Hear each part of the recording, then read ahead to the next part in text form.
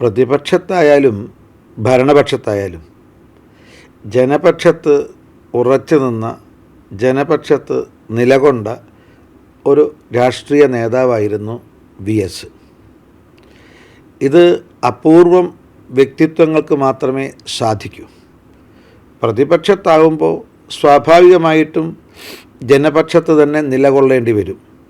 പക്ഷെ ഭരണപക്ഷത്ത് നിൽക്കുന്ന സമയത്തും അദ്ദേഹം എപ്പോഴും ജനങ്ങൾക്ക് വേണ്ടി ശബ്ദമുയർത്തുക, ജനങ്ങൾക്ക് വേണ്ടി ജീവിക്കുക, ജനങ്ങൾക്ക് വേണ്ടി എന്തെങ്കിലും ചെയ്യുക, ഇത് ഒരു VSൻ്റെ ഒരു പ്രത്യേകതയായിരുന്നു.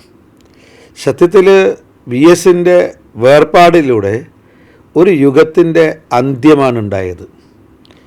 അദ്ദേഹത്തിൻ്റെ ജീവിതത്തെക്കുറിച്ച് മുഴുവൻ പഠിക്കുന്ന സമയത്ത് ജീവിതം ഒരു പോരാട്ടമാക്കി മാറ്റിയ രാഷ്ട്രീയ നേതാവ് കൂടിയായിരുന്നു VS എന്ന് നമുക്ക് നിസ്സംശയം പറയാൻ സാധിക്കും.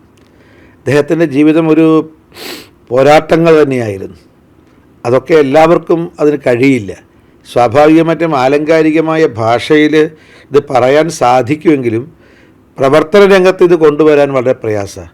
പക്ഷേ ഇക്കാര്യം 100% പ്രാവർത്തികമാക്കാൻ സാധിച്ചു എന്നുള്ളതാണ് ഇന്ന് നമ്മോട് വിട പറഞ്ഞിട്ടുള്ള VSൻ്റെ സവിശേഷത, പ്രത്യേകത. മറ്റൊന്ന്, ഈ ഒരു സ്വജീവിതത്തിന് താൻ നെഞ്ചേറ്റിയിട്ടുള്ള ഒരു പ്രത്യയശാസ്ത്രം, അതിനനുസൃതമായി സ്വജീവിതം ചിട്ടപ്പെടുത്തുക എന്നുള്ളത് അത് വളരെ പ്രയാസമുള്ളതാണ്. പക്ഷേ താൻ വിശ്വസിച്ച പ്രത്യയശാസ്ത്രത്തിന് അനുസൃതമായിട്ട് സ്വജീവിതം ചിട്ടപ്പെടുത്താൻ, അതനുസരിച്ച് സാമൂഹ്യ പ്രവർത്തനവും രാഷ്ട്രീയ പ്രവർത്തനവും നടത്താൻ സാധിച്ച ഒരു നേതാവിനെയാണ് VSൻ്റെ വേർപാടിലൂടെ കേരളത്തിന് നഷ്ടപ്പെട്ടിട്ടുള്ളത്. അതുകൊണ്ട് VSൻ്റെ ഈ വേർപാട് മാർക്സിസ്റ്റ് പാർട്ടിയെ സംബന്ധിച്ച്, ഇടതുപക്ഷ പ്രസ്ഥാനങ്ങളെ സംബന്ധിച്ച് നഷ്ടം തന്നെയാണ്. പക്ഷേ കേവലം ഇടതുപക്ഷ പ്രസ്ഥാനങ്ങൾക്ക് മാത്രമല്ല നഷ്ടം സംഭവിച്ചത്, കേരളത്തിൻ്റെ പൊതുപ്രവർത്തന രംഗത്ത്, രാഷ്ട്രീയ രംഗത്ത് വലിയ നഷ്ടമാണ് ഉണ്ടായിട്ടുള്ളത്. അത് വലിയ വിടവ് തന്നെയാണ്. VSൻ്റെ ഒരു വിടവ്, അതൊരു വലിയ വിടവായിട്ട് നമുക്കിന്ന് രാഷ്ട്രീയ രംഗത്ത് കാണാൻ സാധിക്കും.